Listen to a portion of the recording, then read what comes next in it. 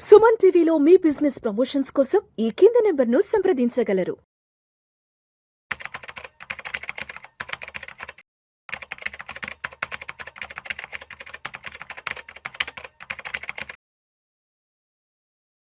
Sir Giribabu గారు నమస్తే sir. నమస్తే అండి. Welcome to Suman TV and welcome to Vishnu talks. Thank you sir Giribabu గారు, రీసెంట్గా పూణేకి చెందిన ఒక సాఫ్ట్వేర్ ఎంప్లాయీ, ఒక టెక్కి తనకున్నటువంటి ఆర్థిక కష్టాలను గురించి, తనకున్నటువంటి ఆర్థిక బాధల గురించి, తనకున్నటువంటి ఈఎంఐల బర్డన్ గురించి లింక్డ్ఇన్లో ఒక పోస్ట్ చేశాడు. అంటే తను ఎలా స్ట్రగుల్ అవుతున్నాడు, ఏంటి, తనకి ఎంత సంపాదన వస్తుంది, తన సంపాదన తనకు ఏ విధంగా సరిపోవట్లేదు అన్న కోణంలో తన బాధను లింక్డ్ఇన్లో వ్యక్తపరిచాడు.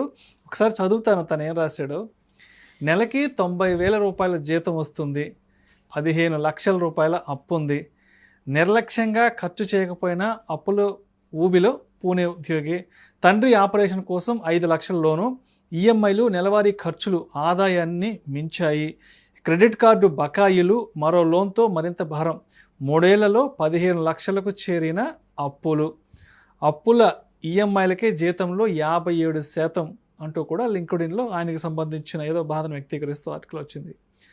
సార్, ఇప్పుడు మనకు వస్తున్న జీతాన్ని బట్టి మనం ఈఎంఐలు అనేవి, ఈ లోన్స్ ఈఎంఐలు అనేవి ఎంత శాతం పెట్టుకోవాలి? అంటే ఒక ఉద్యోగికి నెలకి 1,00,000 రూపాయల జీతం వస్తుందంటే అతను ఎంత ప్రపోర్షనేట్ వరకు తను ఈఎంఐ పెట్టుకోవాలి?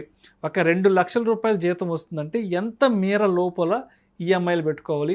ఒక 50,000 రూపాయల జీతం వస్తుందంటే తను ఎంత ప్రపోర్షనేట్ వరకు ఈఎంఐలు పెట్టుకోవాలి? ఒక్కసారి దీని గురించి డీటెయిల్గా మీ స్టైల్లో చెప్పండి. ఓకే, నార్మల్గా మనకు వచ్చే శాలరీలో ఎట్ ఎనీ కాస్ట్ ఒక 30% మించి ఈఎంఐకి వెళ్ళకూడదు. 30% అంటే 1,00,000 రూపాయలు చేతికి వస్తుందంటే 30%, 30,000 ఈఎంఐకి పోతే మిగతా 70,000 లైవ్లీహుడ్, మన ఖర్చు జేబులో ఉండాలి. లైవ్లీహుడ్, అదర్ ఎక్స్పెండిచర్, తర్వాత ఫ్యూచర్ గోల్స్, వీటన్నిటికి ఒక 70%. 30% తక్కువేం కాదు. ఆల్మోస్ట్ ప్రతి 1,00,000లో 30% వెళ్ళిపోతూ ఉంటుంది. ఇప్పుడు దాంట్లో వాళ్ళకు ఐదర్ ఓన్ హౌస్ ఉంటేనేమో అది ఈఎంఐతో అయితే అదొక స్పెషల్ ఈఎంఐ, మళ్ళీ అది కూడా యాడ్ అవుతుంది. హోమ్ లోన్ లేదనుకోండి, రెంట్ అయితే రెంట్ యాడ్ అవుతుంది. కనుక ఈ హోమ్ లోన్ అయితే ఏంటి అన్నీ కలిపి 30 నుంచి మ్యాక్సిమం అంటే ఒక 40%, అంతమించి వెళ్ళకూడదు. అయితే చాలామంది ఏమంటారంటే ఈఎంఐ అనేది నేను ఇంటి రెంట్ లాగా పెట్టుకున్నాను, రెంట్ కట్టకుండా ఈఎంఐ కడుతూ ఉంటే నాకు ఒకప్పటికి ఇల్లు సొంతమైతే అంటారు. అటువంటి కేసెస్లలో రెంట్ ఉండదు కాబట్టి EMI can be extend up to 40-45%. ఎందుకంటే ఈఎంఐ ఇంటికే మేజర్ ఉంటుంది కదా. అది అయిపోయిన తర్వాత ఇప్పుడు ఈ కేసులో వాళ్ళ ఫాదర్కి హెల్త్ బాగాలేకపోతే ఒక దానికోసం లోన్ తీసుకొని ఒక 5 lakhs స్పెండ్ చేశాడు. అలా కాకుండా ముందు నుంచి ఒక హెల్త్ ఇన్సూరెన్స్ తీసుకుంటే, తన జాబ్లో జాయిన్ అవ్వగానే వాళ్ళ పేరెంట్స్కి కూడా ఒక హెల్త్ పాలసీ తీసుకొని ఉంటే, లేదా కంపెనీలో పేరెంట్స్ యాడ్ చేసే అవకాశం లేకపోయినా పర్సనల్గా తీసుకుంటే ఇలాంటివి మనము ఎదుర్కోవచ్చు. బట్ అలా లేకుండా అది మ్యాండేటరీ, అది తీసుకోవాలి, ఇంట్లో అదర్ ఎక్స్పెండిచర్ ఉంటాయి, వాటి కోసం స్పెండ్ చేయాలి. ఇవన్నీ చేసుకుంటూ పోతే 1,00,000 రూపాయలు అనేవి జస్ట్ లైక్ దట్ అయిపోతూ ఉంటుంది. సో ఇది అందరి లైఫ్లో జరిగేదే. ఇప్పుడు మనం 2026లో ఈ జాబ్ అన్సర్టనిటీ పెరిగిన తర్వాత చాలామంది వాళ్ళ యొక్క రేపు పొద్దున శాలరీ వస్తారో తెలియదు, అండ్ తర్వాత వచ్చే శాలరీస్కి లాస్ట్ 2 years మనం ఇంక్రిమెంట్స్ చూడట్లేదు, అలాగే వాళ్ళకు బోనస్ ఎక్కువ రావట్లేదు. సో ఉన్న శాలరీని అడ్జస్ట్ చేసుకుంటూ రావాలి. అలాంటి కేసులలో వాళ్ళ కనుక ఈఎంఐ 30-40% మించి ఖర్చు పెడితే ఇంకా వాళ్ళకు లేపు ఫ్యూచర్ లైఫ్ అంతా దుర్భరమే ఉంటుంది. ఎందుకు అంటే వాళ్ళు కనుక ఇప్పటి నుంచే ఒక emergency fund, future goals, retirement corpus చేసుకోకపోతే, అంటే ఇప్పుడు నేను ఎలా చెప్తానంటే వాళ్ళకు జీతం వస్తుంది అంటే ఒక వర్షం వస్తుంది, అప్పుడే నీళ్ళు సరిపోవట్లేదు, మరి ఎండాకాలం పరిస్థితి ఏంటి? భలే మంచి మాట చెప్పారు సార్ కదా. అంతే కదా. సో ఎండాకాలంలో వర్షాలే ఉండవు, అంటే రిటైర్ అయినప్పుడు వాళ్ళ పరిస్థితి ఏంటి? మీకు డబ్బులు జీతం వచ్చినప్పుడే సరిపోకపోతే రాను రోజు ఎవరిస్తారు? సరే, రిటైర్ అయినప్పుడు, లేదంటే మధ్యలో జాబ్ లే ఆఫ్ అయ్యి రోడ్డు పరిస్థితి అంటే అప్పుడు శాలరీ లేదు కదా. అంతే కదా. నువ్వు ఉన్న శాలరీ సరిపోవట్లేదు, బాగుంది, ఉన్న శాలరీ సరిపోవట్లేదు. నేను చాలామంది మాట్లాడి, ఇప్పుడు నేను ఐఏపీఎస్ చేస్తుంటాం, ఇన్వెస్టర్ అవేర్నెస్ ప్రోగ్రామ్స్, అక్కడ అడిగితే చెప్పొచ్చారులేండి, మా శాలరీ సరిపోవట్లేదు, ఉన్న శాలరీ ఈఎంఐస్కి వెళ్ళిపోయిన తర్వాత ఇంట్లో ఖర్చులు, పిల్లల స్కూల్ ఫీజులు అయిపోయిన తర్వాత మిగలట్లేదు. రైట్, ఇవాళ శాలరీ వస్తుంది, వచ్చినప్పుడే మిగలట్లేదు కదా. మరి రాను రోజు రిటైర్ అయిన తర్వాత ఇంకా అది చాలా డిజాస్టరే ఉంటుంది. కనుక మీరు రాని రోజు కూడా మనం బతకాలి, తినాలి కదా, ఇది జరుగుద్ది కదా, రేపు అనేది ఉంటుంది కదా. దీనికోసం ఎట్టి పరిస్థితుల్లో కొన్ని ఖర్చులు కాంప్రమైజ్ కావాల్సిందే. దీనికి ఓన్లీ వన్ సొల్యూషన్ ఏంటంటే, నాకు చాలామంది ఈ ఎస్ఐపిస్ చేయమని కానీ ఇన్వెస్ట్మెంట్ చేయమని అంటే ఫస్ట్ వాళ్ళు చెప్పేది ఏంటంటే సరిపోవట్లేదు. ఇదే చెప్తుంటారు. ఈసారి ఎప్పుడు చూద్దాము, వాయిదా వేస్తుంటారు. అలా వాయిదా వేస్తూ పోతే నీకు శాలరీ వచ్చిన రోజే సరిపోకపోతే రాని రోజు చాలా అసలు దారుణంగా ఉంటుంది, మనం ఊహించలేము కూడా. కనుక ఎట్టి పరిస్థితుల్లో ప్రతి ఒక్కళ్ళు కూడా వాళ్ళ బడ్జెట్ని పేపర్ మీద రాసి వైఫ్తో కూర్చొని, లేదా వైఫ్ అయితే హస్బెండ్తో కూర్చొని నాకు ఎంత డబ్బులు మిగులుతున్నాయి, ఎంత వస్తుంది, దీనికి ఎంత మనము కేటాయింపులు చేసుకోవాలి. మనం చిన్నప్పుడు చాలా సినిమాలు చూస్తూ ఉంటాం, ఒక జాడీలాగా పెట్టుకొని అందులో డబ్బులు వేస్తూ ఉంటారు. ఇది చదువు కోసము, ఇది వేరే పెళ్లి కోసం వేస్తూ ఉంటారు డబ్బులు. ఎంత బ్యూటిఫుల్ ఫైనాన్షియల్ ప్లానింగ్ అది. ఇంకా ఎట్టి పరిస్థితుల్లో చదువు కోసం వచ్చిన డబ్బులు చదువుకే ఉపయోగిస్తారు వాళ్ళు. అంటే చదువు అనేది ఎట్టి పరిస్థితుల్లో ఆగదు, ఫిక్స్ అయిపోయింది.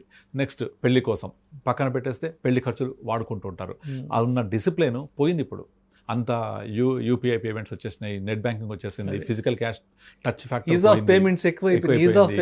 ఎక్కువైపోయింది. అండ్ ఇంకొకటి ఏంటంటే, బ్యాంకులు కూడా విపరీతంగా ఆఫర్లతోటి ఉరిస్తూ ఉంటాయి. మీకు చాలా బ్యాంక్స్ ఉంటాయి, చాలా ఎన్బిఎఫ్సీలు ఉంటాయి.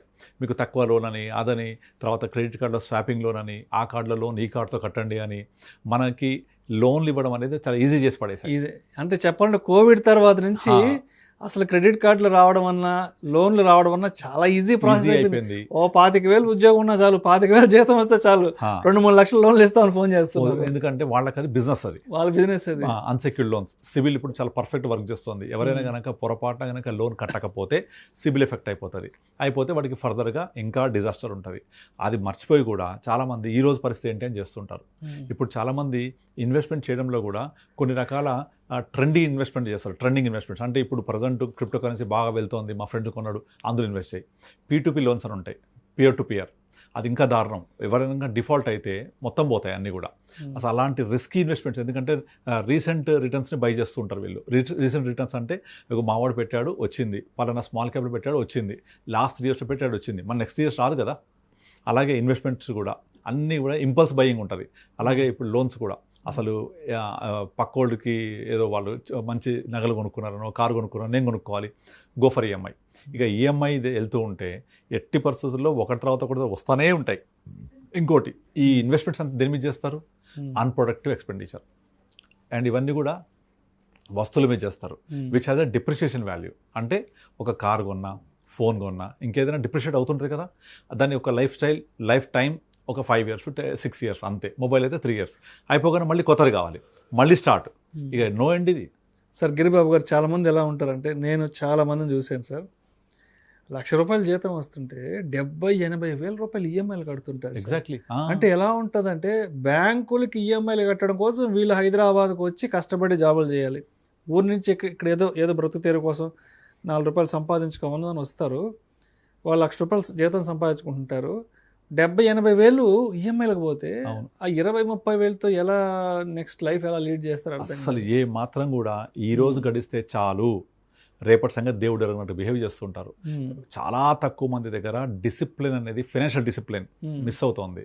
ఎట్టి పరిస్థితుల్లో మనకు వచ్చే శాలరీలో నుంచి ఖర్చులు తీసేసిన తర్వాత రిమైనింగ్ ఎట్టి పరిస్థితుల్లో కొంత ఎమర్జెన్సీ ఫండ్, ఒక హెల్త్ ఇన్సూరెన్స్, ఒక లైఫ్ ఇన్సూరెన్స్, ఫ్యూచర్ గోల్స్కి కొంత కేటాయింపులు, ఇవి కనుక ప్రాపర్ డిసిప్లిన్గా చేసుకోకపోతే they are actually planning to fail. అంతే. మనం కనుక ప్రాపర్గా ఉండడానికి ప్లాన్ చేయకపోతే అది ఇంప్రాపర్కి ప్లానింగ్ అవుతానే ఉంటుంది. అంటే మన యొక్క ఫైనాన్షియల్ డిసిప్లిన్ బాగలేకపోతే ఫైనాన్షియల్ యొక్క పతనానికి దారితీస్తూనే ఉంటుంది. మనం చాలా చూస్తూ ఉంటాం కదా, ఒకటి పోయి ఒకటి, ఈ లోన్ తీర్చబోయి ఇంకో లోను, తీర్చిపోయి ఇంకో లోను. ఇంకొకటి ఏంటంటే, ఇప్పుడు ఈ రియల్ ఎస్టేట్ జాడ్యం కూడా మెయిన్గా చాలామంది ప్లాట్స్ కొనేస్తూ ఉంటారు. ఎట్లా? లోన్ తీసుకొని, ఇవాళ కొనకపోతే రేపు ధర పెరిగిపోతుంది అని చెప్పేసి, ఇవాళ కొనకపోతే రేపు నాకు దొరకదు అక్కడ అని చెప్పేసి, నేను ఇల్లు కట్టుకోవాలనుకుంటున్నాను అక్కడ పలానా చోట. Okay, everything is good. కానీ మనం కొనే ప్లాట్ ఏ రేంజ్ పెరుగుతుంది, మన లోన్ రేట్ ఆఫ్ ఇంట్రెస్ట్ ఎంత, ఈ ప్లాట్కి కొనడానికి కట్టే టోటల్ ఈఎంఐ ఎంత అవుతుంది, సో ప్లాట్ ఇవాళ కాస్ట్ ఎంత, నువ్వు కట్టిన తర్వాత, లోన్ కట్టిన తర్వాత నీకు పడే రేట్ ఎంత, ఫ్యూచర్లో 10 years తర్వాత కొంటే దాని ప్లాట్ ఎంత పెరుగుతుంది, అలా లెక్కేసుకుంటే అసలు రక్తం వస్తుంది కళ్ళెం బాటి. ఎందుకంటే చాలామంది చూస్తుంటాను, ఇప్పుడు చాలామంది నేను 5-6 lakhs కొన్నా అంటారు. బట్ 5-6 lakhs ఉన్నాయంటే లేవు, లోన్ పెట్టుకున్నాం. లోన్ ఎంత కడతావు? డబల్ అయిపోద్ది లోన్. అది అవునా? లోన్ డబల్ అయిపోతే ఆటోమేటిక్గా నువ్వు 6 lakhs కొన్న ప్లాట్ ఖరీదు నువ్వు కొన్నదే 12 lakhs అవుతుంది. మరి దాన్ని ఎంత పెరుగుతుంది అక్కడ నుంచి? ఎంత పెరిగితే లాభం వస్తుంది నీకు? ఎంత పీరియడ్ అవుతుంది ఇది? ఈ క్యాలిక్యులేషన్ చేయరు ఎవరు కూడా. అంతా కొన్న ప్రైసే చూస్తారు కానీ కట్టిన ప్రైస్ చూడరు. ఆ కట్టిన ప్రైస్ కూడా క్యాలిక్యులేట్ చేస్తే నీకు ప్రైస్ ఆఫ్ ది ప్లాట్ చాలా పెరిగిపోద్ది. ఆ పెరిగిన తర్వాత వచ్చే వాల్యూ తీసుకుంటే ఎక్కడా ఉండదు. ఇవన్నీ ఎట్లా? సొంత డబ్బులు ఉంటే ఓకే, అప్పులతోటి, ఈఎంఐలతోటి. క్రెడిట్ కార్డు ఉంది అంటే ఇక అదొక ఫ్రీ లోన్ లాగా ఫీల్ అయిపోతారు, అదొక ఇన్వెస్ట్మెంట్ లాగా ఫీల్ అయిపోతుంటారు. But credit card is a burden. Credit card అనేది లోన్, అది ఒక ఇన్వెస్ట్మెంట్ కాదు. అది క్రెడిట్ కార్డు గీకేటప్పుడు ఒక మంచి ఇదిగా ఫీల్ అయిపోతూ ఉంటారు, కానీ కట్టేటప్పుడు చుక్కలు కనపడతాయి. అండ్ దాంట్లో మళ్ళీ 45 days అయిపోయిన తర్వాత దానికి మళ్ళీ కొన్ని ఆఫర్లు ఇస్తాడు వాడు, ఫ్లెక్సీ ఈఎంఐ అని చెప్పేసి, దాన్ని వాయిదా వేస్తూ ఉంటారు.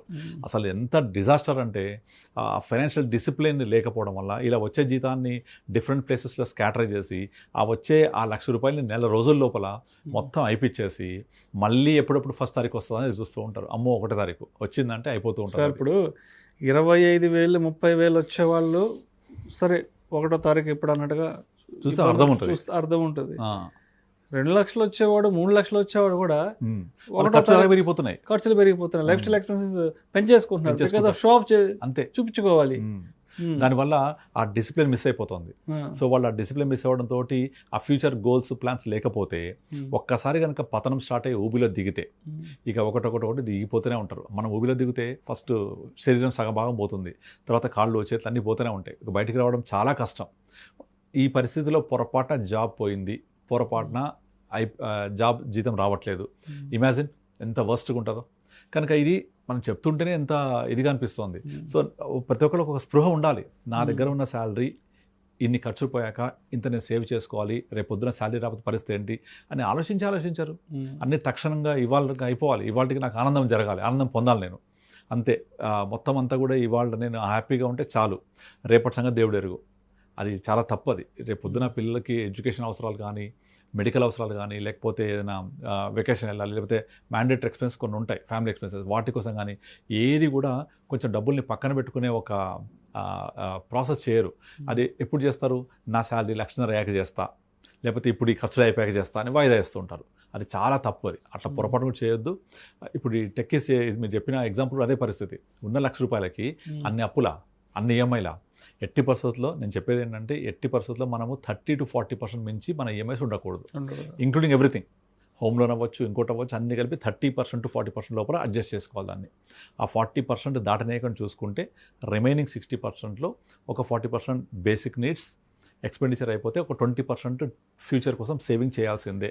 40-40-20 ఈ ఫార్ములా ఫాలో అవుతే డెఫినెట్లీ మనము ప్రాపర్గా ఫైనాన్స్ ప్లానింగ్ చేసుకోవచ్చు. Right sir. Thank you sir. Thank you so much. Thank you అండి.